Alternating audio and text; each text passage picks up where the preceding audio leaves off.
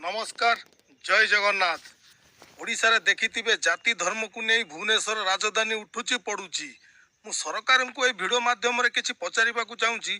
सरकार आपण जणे एससी एसटी देखिथिबे किछि लोक दलित समाज को नहीं एससी एसटी को नहीं केते अपमान करूचंदी। आपण सहुचंदी किमिति? आपण भी जणे एससी एसटी आदिवासी लोक मुख्यमंत्री देखिथिबे ओडिशा रे किछि दंगाकारी जेमिति हे गले तपी मिश्र आ गुटे सोशल ठक जहाँ बीजेपी निजर पुओ भली पाली चली सोशल ठक को सब बेले सी चाहती ओडिशा रे दंगा करबा पई।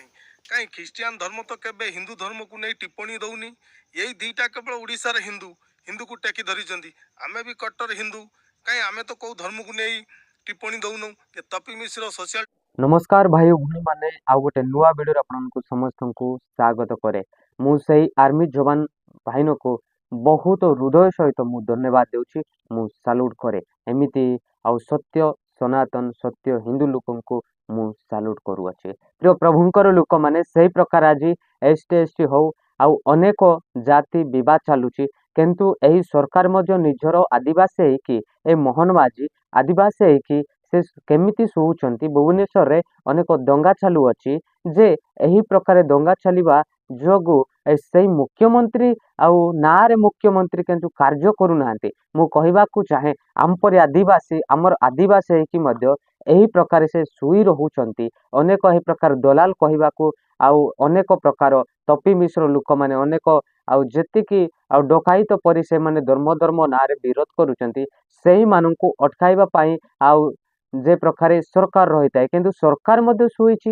एही प्रकार सरकार कहीं शुई रही अछि, किंतु आर्मी जवान जेपरी कहते सेपरी सत्य कथा आज सरकार मध्य शुई रही अछि। प्रिय प्रभुंकर लोक माने एमिति वीडियो आपनको सम्मुख आणबी जे से माने सत्य रे हिंदू आउ से माने काहाकू विरोध करंती नाही, काहार ऊपर काहार धर्म को आउ अनेक कथा कहंती नाही, ताड़न करंती नाही। एमिति लोकंकु सत्य रे कहा जाय। प्रिय प्रभुंकर लोक माने आज देखंतु केते ज्ञान लोक माने अछंती आउ सही माने जानुचंती जे आमे विरोध करी लाभ कोन। आमे अनेक धर्म धर्म विरोध करी लाभ कोन, विरोध काहे की करबा, आमे विरोध काहे की हेबा। देखंतु एही आर्मी जवान रो आउ किछि आउ शिक्षा ग्रहण करो हिंदू माने आउ ताहांको परी शिक्षा करो, किंतु एही प्रकार तपी मिश्र दलाल को अनेक आउ गोटे आउ आउ एमिति रही अछि हिंदू लोक माने आउ अनेक सोशल मीडिया रे अनेक क्रिश्चियन विरोध को अनेक संविधान विरोध को आउ अनेक कथा कहउछंती, बड़ बड़ कथा बोलुछंती। आउ सेमिति लोक मानकु सरकार बिल्कुल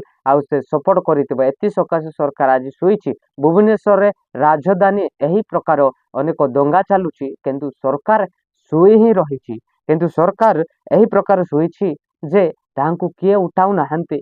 प्रिय प्रभुंकर लोक माने कोन तपी मिश्र अन्य अनेक दलाल लोक माने आउ जो माने ताड़न करंती सोशल मीडिया रे अनेक गाड़ी ग्लोज करंती सेही लोक माने कोन मोहन माझी को टंका पैसा देइछंती। एति पई तो से मोहन माझी आज निजको आदिवासी मध्य आदिवासी लोक मान को धार करूनी, आदिवासी लोक मान को आउ सहाय्य करूनु। एक ही सरकार हैला। प्रिय प्रभुंकर लोक माने हमर क्रिश्चियन दल आदिवासी माननकु आ निर आदिवासी लोक मान को बांगी देवा पई एही सरकार रही अछि। किंतु आज अनेक निज डकाइत परी आउ जो प्रकार दंगा चालुची डकाइत पर आज अनेक हिंदू लोक माने एमिति आउ तपी मिश्र लोक माने से माने आउ धर्म धर्म नारे विरोध करूछंती। किंतु आउ सही लोक मान को अटकाइबा पई सरकार काई सरकार कोन सुई रही अछि कि एही सरकार कोन नारे सरकार एछि कि एति पई तो हमर आदिवासी मान को हैरान करिबा पई एही व्यक्ति मुख्यमंत्री हेले। किंतु हमर आदिवासी लोक माने एही प्रकार राजरास्ता रे बुलुचंती, राजरास्ता रे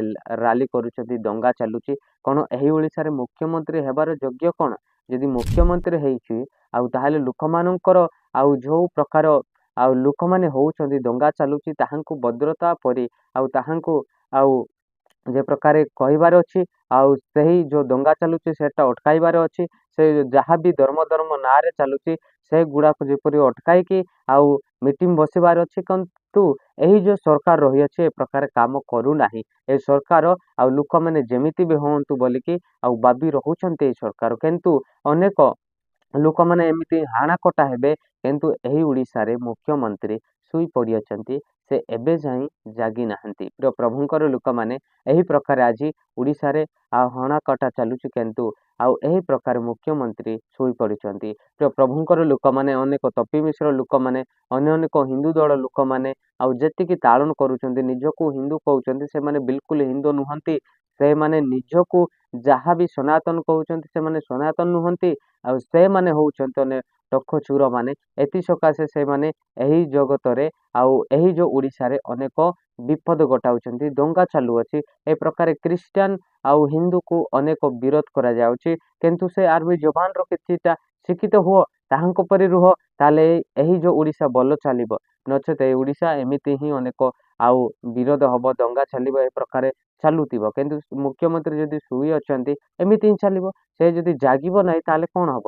ଦେଖନ୍ତୁ, ଜଙ୍ଗଲରେ ଯଦି ସେର ଅନେକ ସିଂହ ରହିଥାଏ, ସେ ସିଂହକୁ ଗୋଟେ ରାଜା ବୋଲି କୁହାଯାଏ।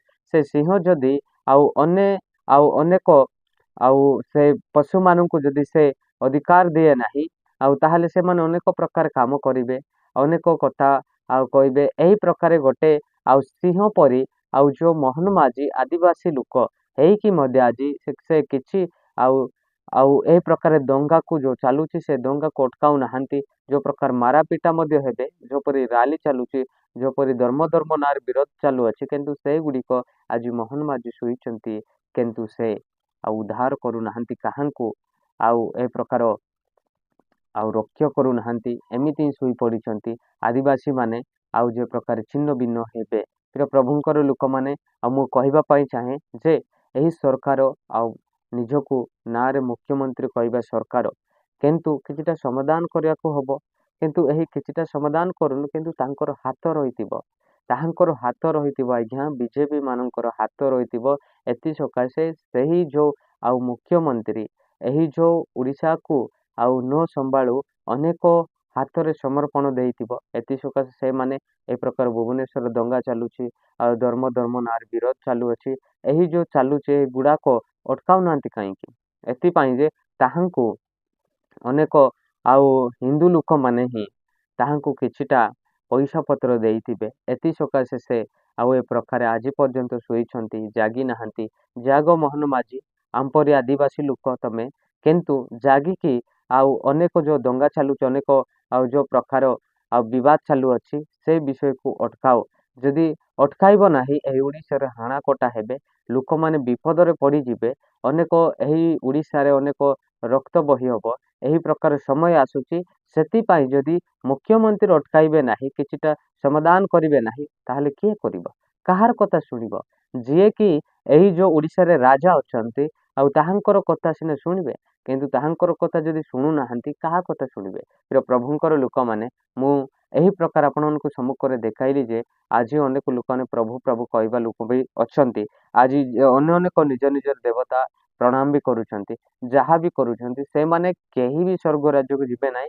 କିନ୍ତୁ ଏହି ପ୍ରକାର ସମସ୍ୟା ଦଙ୍ଗା ଚାଲୁଅଛି, ଏ ଦଙ୍ଗାକୁ ନିଶ୍ଚିତ ଭାବରେ ଅଟକାଇ ଯାଉ। ଏହି ପ୍ରକାରେ ଆଉ ଓଡ଼ିଶାରେ ନ ଘଟୁ। ଯଦି ଘଟିବ ତାହେଲେ ନିହାତି ଅନେକ ବିପଦ ଆସିବ, ଅନେକ ଏହି ପ୍ରକାର ତାଳନ ମଧ୍ୟ ହବ। ସେଥିପାଇଁ ଆପଣମାନଙ୍କ ସମ୍ମୁଖରେ ଏତିକି ବିଷୟ ରଖିଲି ଯେ ଆଉ ମୋହନ ମାଝୀ, ଆପଣ ଆଉ ଓଡ଼ିଶାକୁ ବଞ୍ଚାନ୍ତୁ, ଓଡ଼ିଶାକୁ ରକ୍ଷା କରନ୍ତୁ। ଏତିକି ଭିଡ଼ିଓ କହି ମୁଁ ଆପଣମାନଙ୍କ ସମ୍ମୁଖରେ ଆଉ ଏହି ପ୍ରକାର ଭିଡ଼ିଓକୁ ସମାପ୍ତ କରୁଛି। ଆପଣମାନଙ୍କୁ ସମସ୍ତଙ୍କୁ ନମସ୍କାର।